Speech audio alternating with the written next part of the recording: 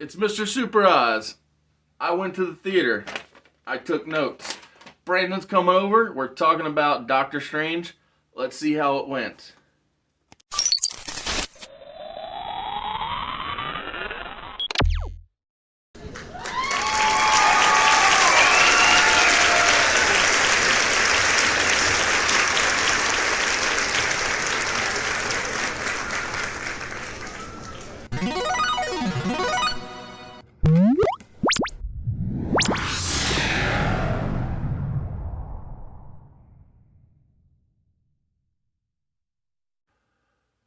Me and Brandon are here to review something in theaters currently. Doctor Strange in the Multiverse of Madness.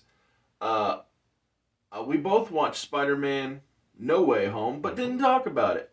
I didn't watch The Batman, did you? Yes. But, I don't know. When I first started the channel, I was trying to stay very ambiguous in time. Mm-hmm. So that's why I wasn't doing the in-the-moment thing. But hey, now I'm trying to see if this will get people to watch. More people to subscribe, more followers, so that, can move the books. So, for the first time, we're going to talk about something that is in theaters. So, Brandon, you watched Doctor Strange. Did you watch it Friday? Yes. Yeah, me too. Away from people, I might add. See, that is like my biggest complaint. I think if I never step foot in a theater again with humans, I'll be so happy. I don't know if it'll happen, but that's one of my cons. And it's not. I know that I shouldn't hold it against the film, but I'm gonna complain real quick. Yeah, go right ahead. Hey, Mom, did you hear about the teacher? We got this and that. Dad, hey, you want to play trivia? Like, I hate you people. Why are you here? You paid for this. Sorry. So how was your experience, sir? Well, since I saw it early in the morning away from people, it was great. And I think viewing experience is very important, especially in theaters, because it can either make or break a film. But hearing people's negatives aren't about that and understand that. But yeah, I think seeing it by myself without the and this constant screaming and talking like, this is awesome, helped a lot. I learned from Infinity War, Endgame, and No Way Home, never just to do that, because my enjoyment goes down drastically. Yeah, I think I'm going to have to call off if I ever want to go to the theater again. I'll just be like, hey, I'm the boss, I'm calling off. Yes. So, yeah, like I said, so I did a list of pros and cons for the film, and my number one con for the film is the people that were in the theater with me. Again, it's not the movie's fault, but I instantly had a bad time because I had a true believer next to me, somebody who was walking in with a mask, but as soon as they sat down, they said, "Oh, the COVID's not going to get me. I'll take it off," and started shoveling popcorn in the mouth, talking while they're chewing, just like, oh my goodness, it was such a pain. But let's talk about something much, much more positive. So, since I started with a negative, I'll move on to a positive. I think that one wonderful aspect of this film is it is freaking beautiful. It's so pretty. They do a good job of visually representing other dimensions.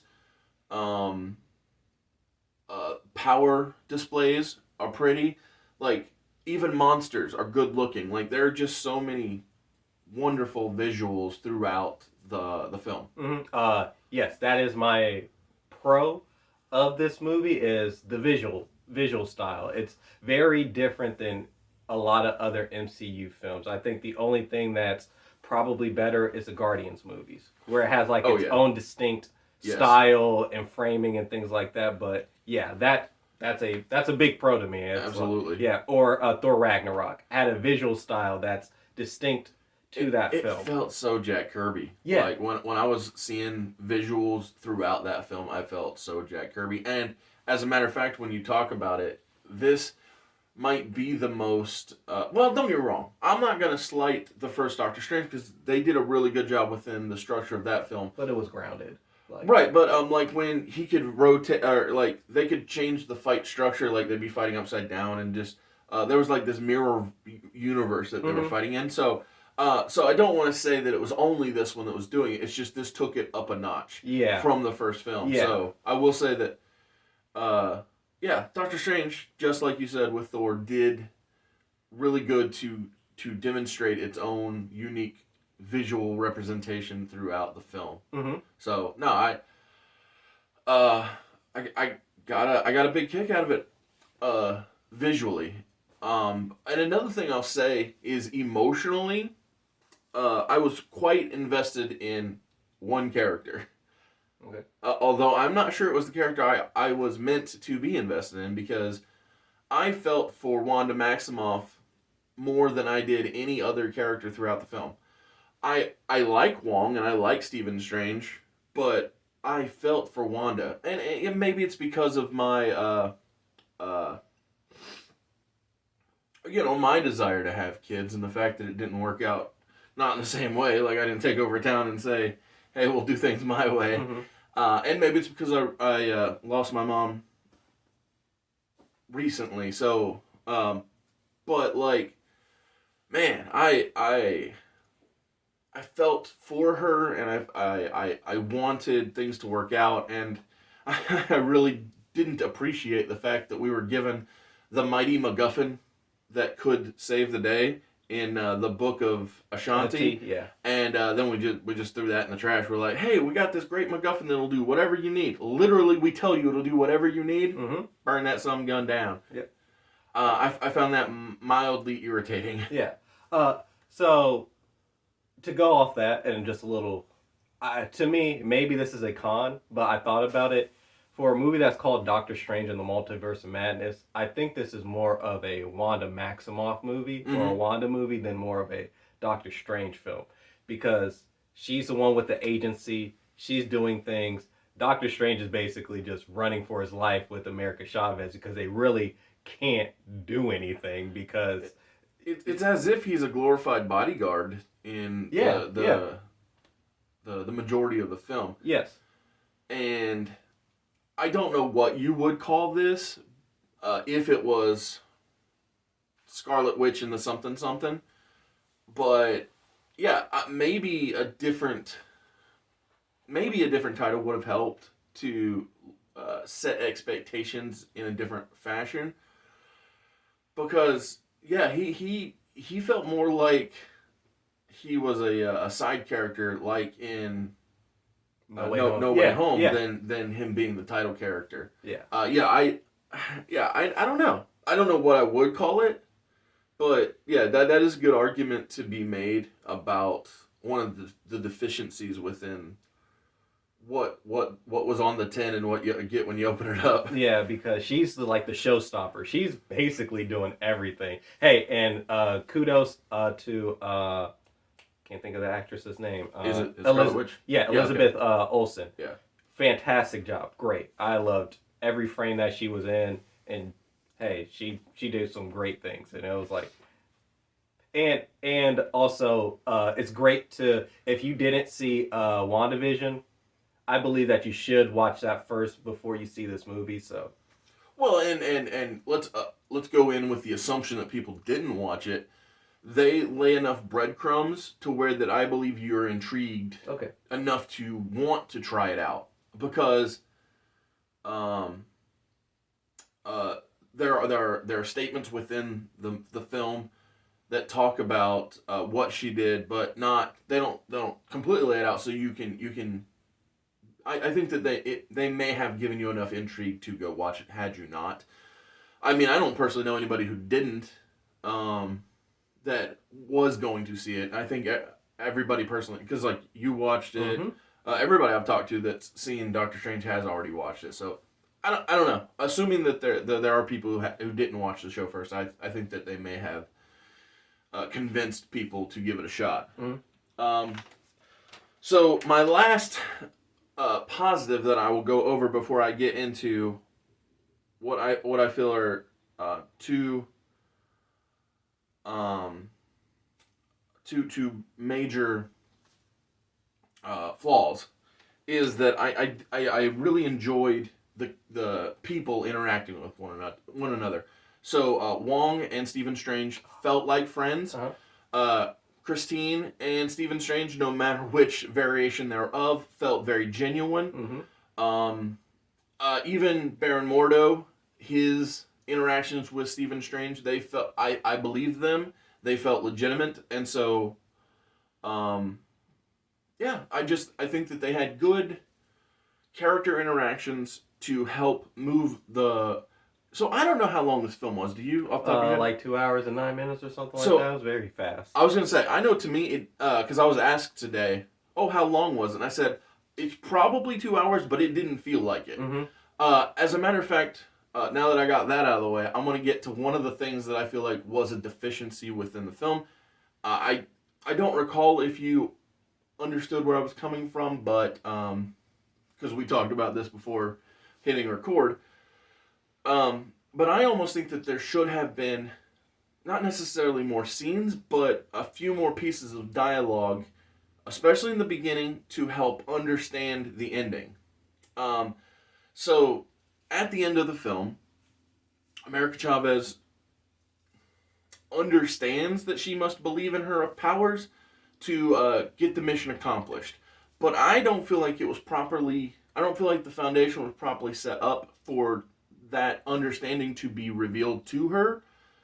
And had there been, like I said, not necessarily more scenes, but even a scene at the beginning where they're in the diner talking, Wong, Steven, and America, if it would be established that, oh, it took me a while, Steven or Wong, anybody, to believe in magic and to will it to be blah, blah, blah, something of that nature, so that when, at the climax, she starts believing in herself and she does what it takes to stop Wanda from accomplishing her mission, I think that would have helped.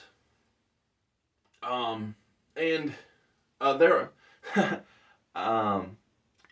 so, like I said, I would have extended a few of the dialogue scenes, but I would have picked up the pace in some of the fight scenes because, particularly the scene where the Illuminati. No, not necessarily. Okay. I'm getting there, but okay. No, the scene I'm specifically speaking of is where Corpse Strange is fighting off the black demon ghost things. Yeah. I feel personally that how much time it took him to get in control, Wanda should have already won. Like, in my mind, how... Oh, and again, this is a dialogue issue. If you state from the beginning that the goal of taking the powers from America, Chavez, are one of the hardest things you can do, then that explains away why it's taking her so long to take the powers from her. But I don't recall a moment within the film where they made it seem like it was going to be anything more than just, ta-da, it's mine. Yeah, no, they don't. And so, again, these are just pieces of the foundation I felt like were missing. And that's why when I'm in there, I'm like, man, I see what you're going for, but I'm struggling to stand on this shaky ground. Okay. Yeah, I mean, it moves at a brisk pace. It's like... And that's a lot of criticisms against it. I mean, as far as for me, well, to your point with America Chavez not knowing, like, oh, believe in yourself. How I watch the film, I just kind of already assume that because she's a girl that's got her parents taken away by accident from using her powers on accident. And she's always running away from this big bad witch. So and people, even Doctor Strange, not our Doctor Strange, but Defender Strange was kind of trying to kill her. So I just kind of assumed that she was just always afraid. And I think like fear. She says that fear powers is what fuels her power. Yeah. But I even didn't believe that initially upon her stating it, because with the parents disappearing, I saw nothing that would prompt fear. Mm-hmm. There wasn't.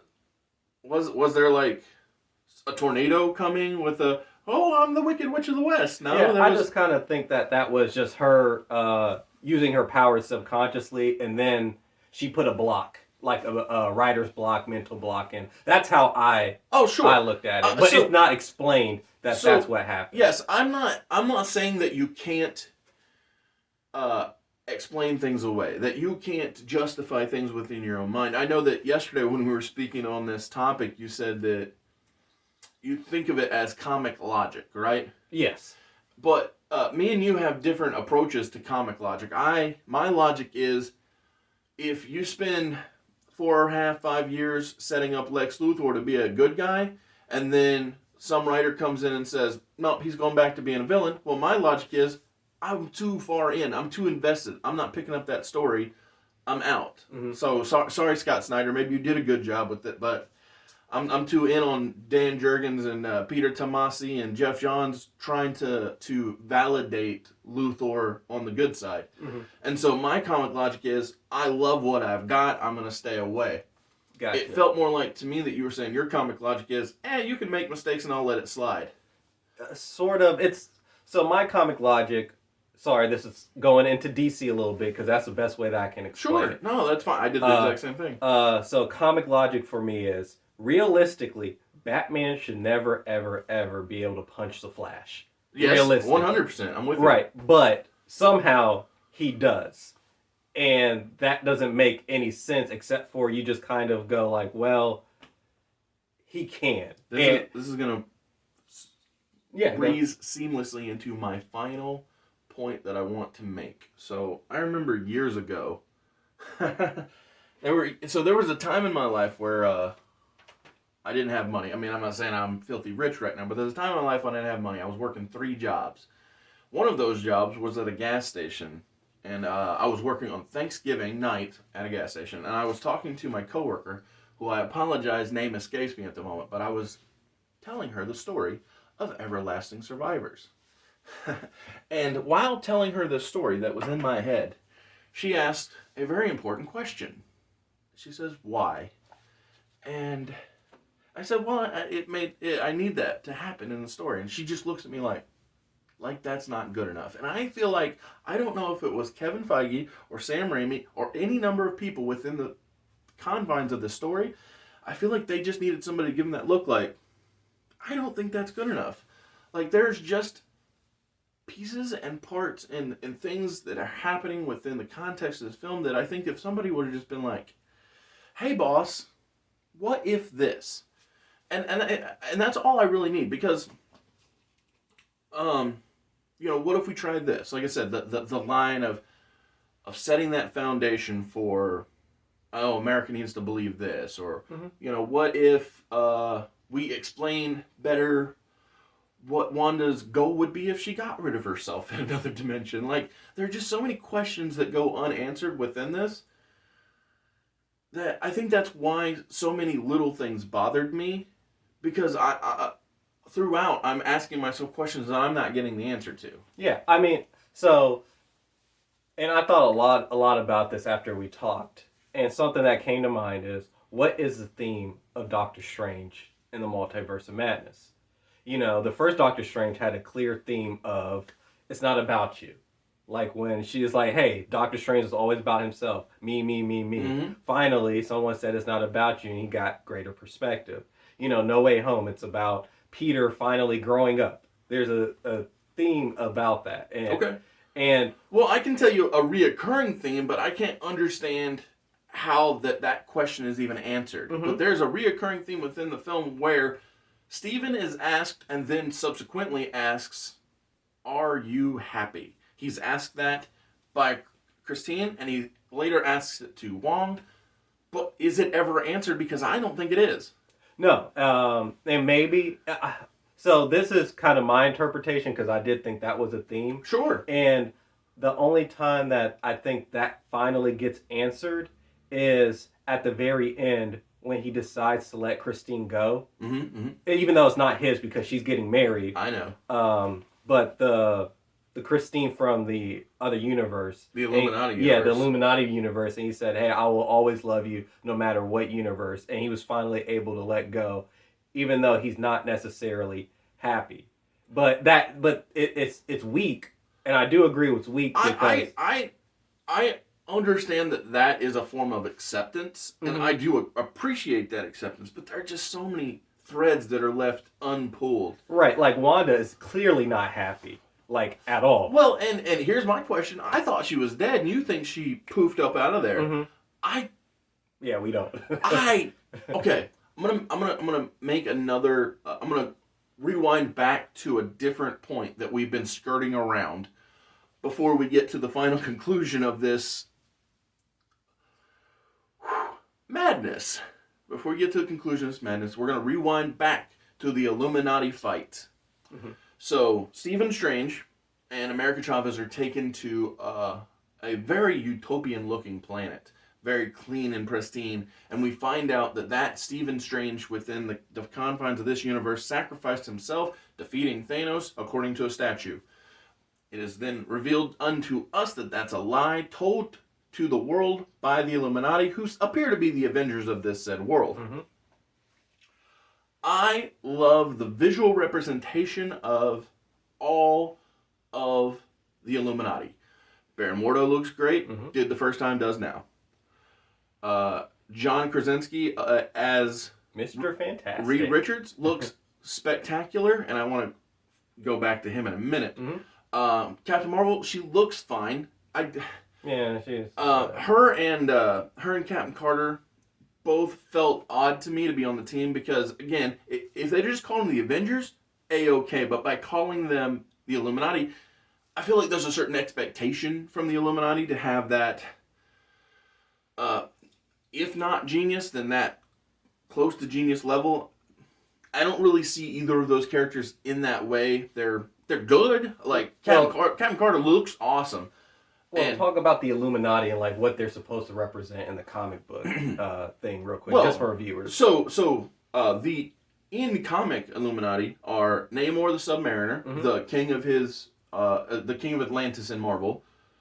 Black Bolt from the Inhumans, who we haven't gotten to yet, but again, looks spec-freaking-tacular. Mm-hmm. I always thought that'd be Vin Diesel in the movieverse, but hey. Yeah. I just thought it would be perfect, because he does a voice for Groot, you never see him, and then you see his body in Black Bolt, but you never hear him. Mm-hmm. I just thought that'd be funny.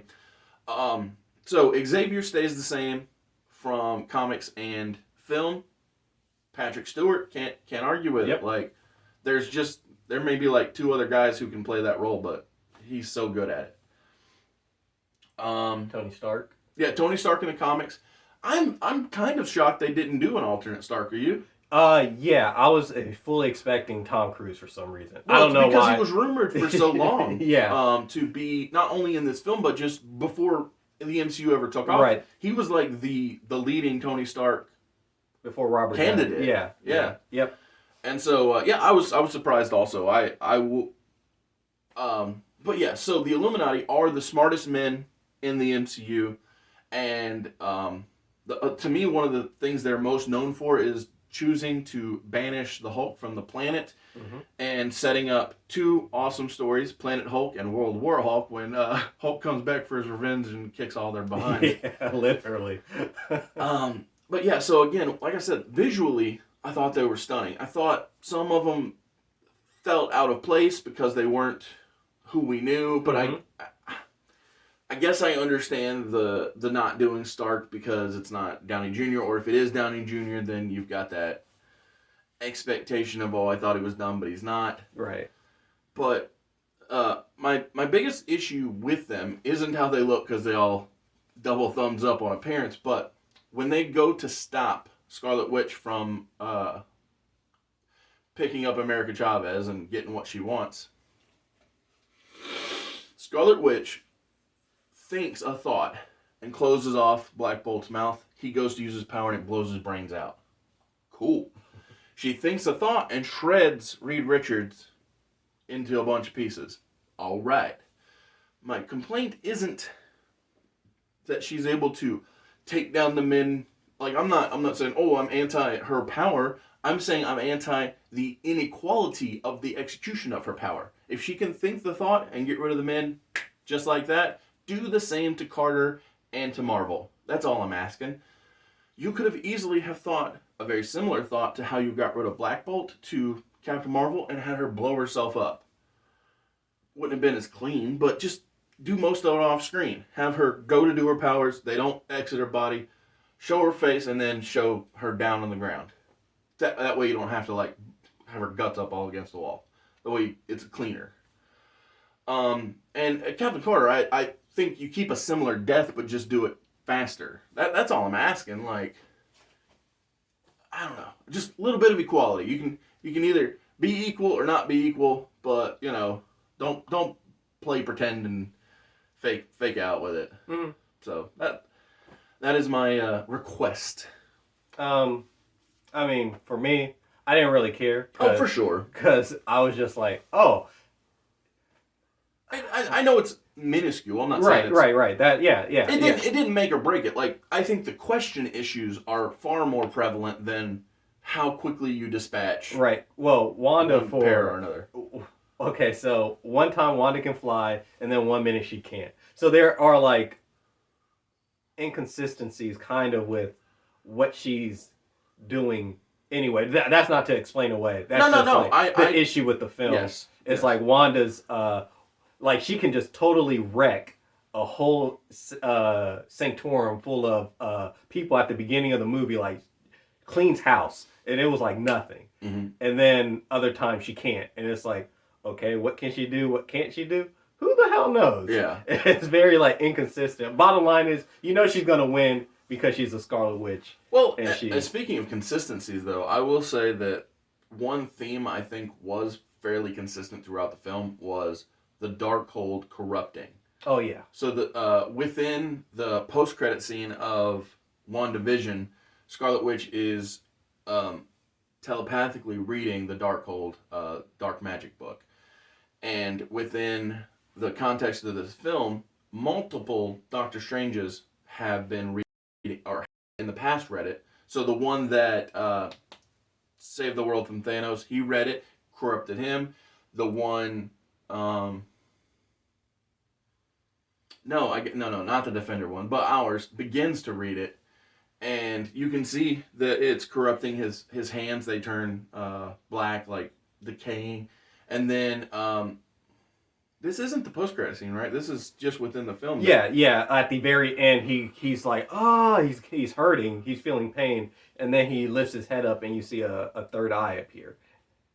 That's at the very end. Okay. Yeah. But I could swear it happens in the post-credit scene too. Yeah, it does when Charlize Theron pops up and is like, hey, you cause an inclusion in my world. Oh, incursion. Incursion, sorry. Yeah. Incursion. And he's like, oh, okay. Takes off his scarf, and then the third eye appears, and he has, like, control over that. Which is weird because it's as if it didn't matter. Right. He was being corrupted. Right, and that actually is my biggest problem, is that end credit scene, because to me it's like, well, you just showed that now a future setup later, he has control over, or what appears to be in control, because he looks like he's in pain, and it's set up that when you're corrupted, you do very bad things. Like, I have a question. Is there a chance that he's the villain of the next film? Possibly. I mean, it looks like how they're leading to is, like, even Wanda sets up like, hey, you do bad things, but you get by with it. Yeah, and it maybe is setting up that, hey, Doctor Strange is finally going to pay a penalty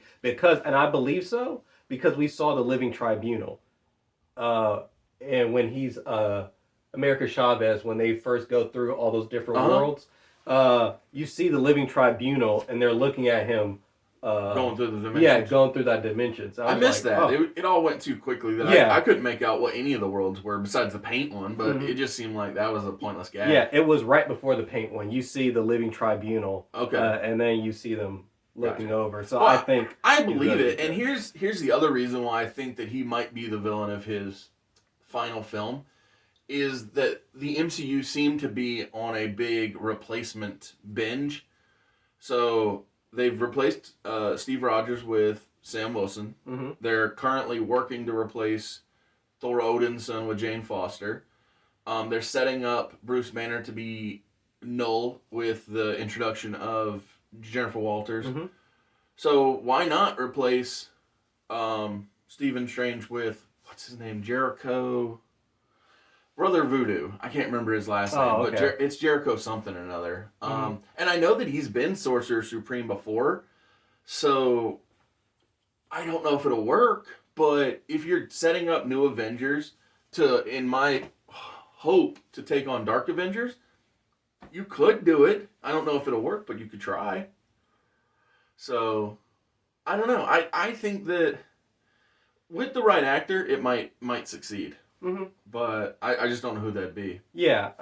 Man, I have no idea. Yeah. But we talked about this at work, and I think an issue with this film, it's a setup movie for future things. I know where this is going. I know you're talking about the Iron Man 2. Yeah, it's like right? it has like the Iron Man 2 effect of being set up, and you're like, what is the point of this when you're just basically setting something up? Can't you just give us a Disney Plus like? Well, and that's the thing is like Disney Plus potentially could have been a vehicle to get to wherever we're going, but more importantly to me than it being set up is that you're sacrificing a character that I already care about. Unlike Iron Man 2, who I had no investment in Mickey Rourke. Mickey Rourke showed up and it was what it was. But I already had investment in Wanda Maximoff multiple times over, and now it's for potentially nothing with her collapsing the original Darkhold on herself because it was etched in a tower or something of that nature. A dark sanctum, and so with her collapsing on herself, even if she poofed herself out at the last second, I don't think she did, but if she did, you've already done so much damage to a character that I liked. How am I supposed to care? How am I supposed to get back to that place where I was at? And if she comes back as an alternate version, it's like it's not even the same person that I gave my time to. Mm-hmm. So because Professor Xavier, right? We've seen Patrick Stewart play Professor Xavier multiple times, but I don't actually think the one that was in Illuminati World is the one we've known before. I think Patrick Stewart looks the part and he does a great acting job, but like I don't believe he's the same guy. So I don't hold any of those prior thoughts and feelings from his introductions within the X-Men. I don't associate them with him, and I think I'll feel that same way with the return of Elizabeth Olsen in this role, assuming she does return. Mm-hmm. I know she signed on for additional Marvel projects, so it could be a different Wanda, but I think it's the same one that we've known. Now, this is always a question: Can you set up a character who's done something, I guess, technically irredeemable, and then redeem them later? And what's an example of that has happened within the context of this already existing world? Is there one? Is my question, I guess. Yeah. 1 second. Let me think. Is there one in the MCU?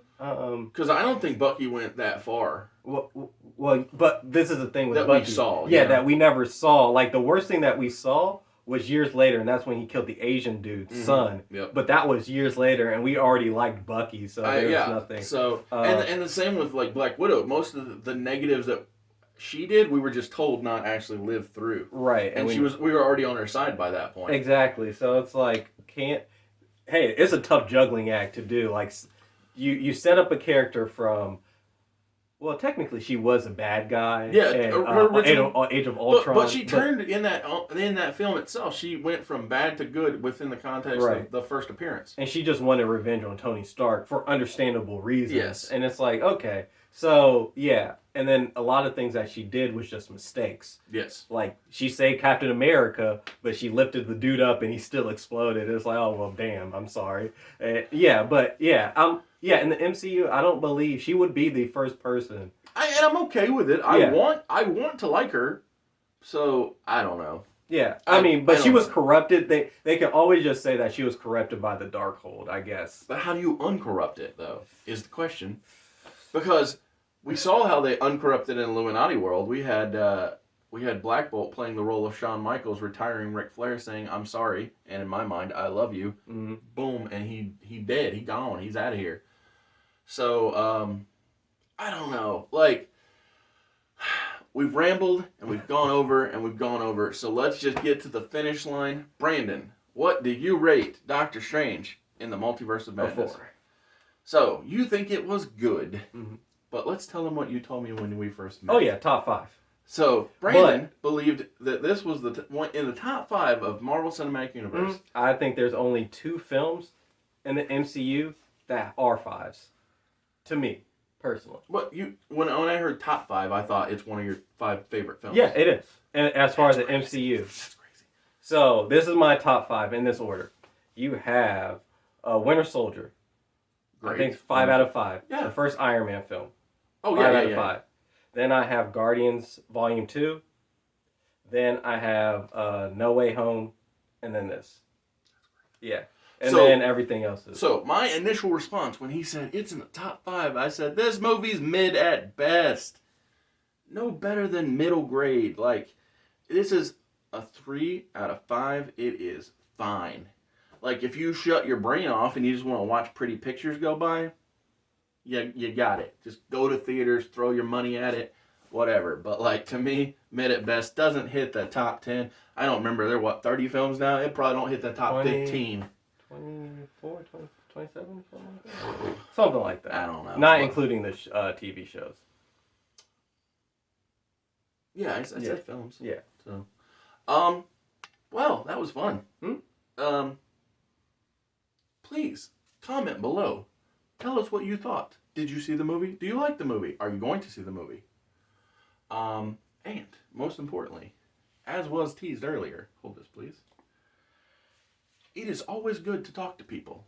Talk to them about your ideas. Maybe they'll help you. And since I talked to people, they helped me. And I created this 68-page graphic novel. It is called Everlasting Survivors, Volume 1, all day long. $20.